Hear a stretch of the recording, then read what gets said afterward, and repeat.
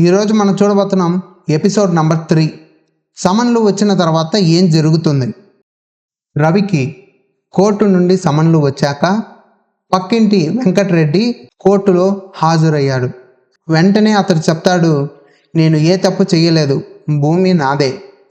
ఇది ఒక రాతపూర్వక సమాధానం. దీన్ని కోర్టులో రిటర్న్ స్టేట్మెంట్ అంటారు. రిటర్న్ స్టేట్మెంట్ అంటే డిఫెండెంట్ ప్రత్యుత్తర పక్షం కోర్టుకి తన వర్షన్ రాతగా అందించే పత్రం.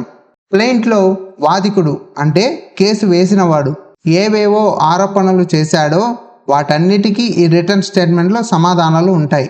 సిపిసి ప్రకారం సమన్లు అందిన రోజు నుండి 30 రోజుల్లో రిటర్న్ స్టేట్మెంట్ దాఖలు చేయాలి.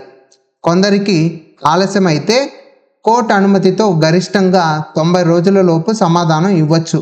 రిటర్న్ స్టేట్మెంట్లో ఉండాల్సినవి: ప్రతి ఆరోపణకి సరైన సమాధానం, స్పష్టంగా అది నిజం కాదు అని చెప్పడం, అవసరమైతే కౌంటర్ క్లెయిమ్ అంటే డిఫెండెంట్ కూడా వాదికుడిపై ఆరోపణ చేయొచ్చు, లేదా సెట్ ఆఫ్.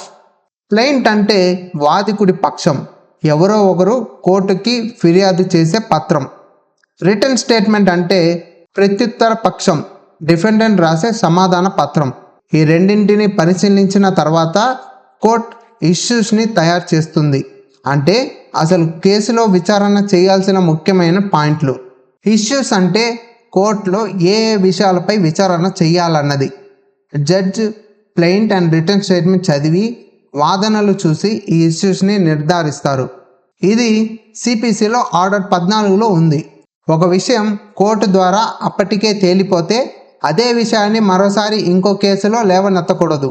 దీనిని రెస్ జుడికేటా అంటారు. ఇది సెక్షన్ 11 సిపిసిలో ఉంది. కోర్టు సమయం, న్యాయం వృధా కాకుండా ఉండడానికి ఇది అవసరం. ఇవే సమన్స్లు వచ్చిన తర్వాత వచ్చే కీలక దశలు: రిటర్న్ స్టేట్మెంట్, ఇష్యూస్, రెస్ జుడికేటా. తదుపరి ఎపిసోడ్లో మనం చూస్తాం ఎవిడెన్స్ ఎలా ప్రారంభమవుతుంది, విట్నెస్ ఎలా పిలుస్తారు.